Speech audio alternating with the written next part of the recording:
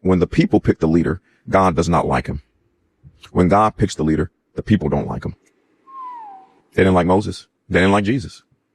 They didn't like David at first. Only reason they accepted David is because he beat Goliath down, and then King Saul still tried to kill him. See, so when God picks a leader, and here's the other problem. God picks a leader based on his purposes. He does not pick a leader so that you can keep your health insurance. God got bigger things to think about than your health insurance. He has bigger things to think about than your little Social Security. Watch this. He got bigger things to think about than egg prices and gas prices, which, by the way, have come down half since he's been in office the second term. So, but the problem is that whenever God uses you, Satan will seek to mess up your character.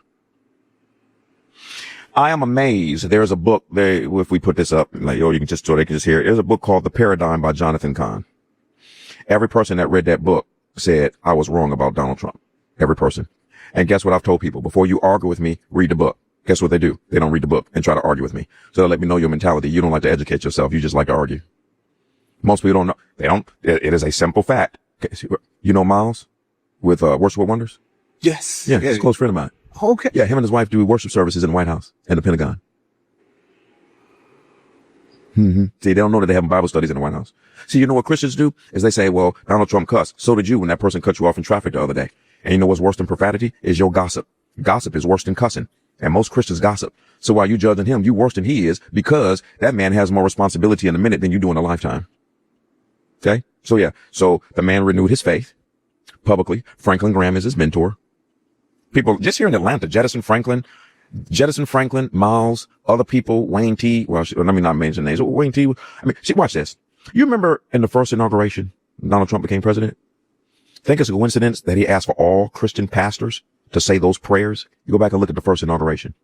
It was Franklin Graham, Wayne T. from Detroit, Paula White, a guy named Hispanic pastor who believes in deliverance, Rodriguez. And all of them, when you listen to their prayers, they were actually canceling the curses that were on the United States. That's why all of them prayed in the name of Jesus. Most people don't know that Donald Trump selected them to pray and told them, don't script it. Do what you believe God is telling you to do. Did you know he's trying to get prayer back in schools? Did you know he mandated that every house should have a Bible? Did you know that they have a faith wing in the White House and it has its own office? Did you know that he has mandated for all Christians in the United States to pray 1 hour a week? That's just that side. Oh, see, they don't want to believe that. They want to believe what their mama and them told them. They drunk uncle who think he's an expert on world affairs. They want to believe what the Democrats tell them. You ever notice that Donald Trump wasn't a racist until he became president? Always.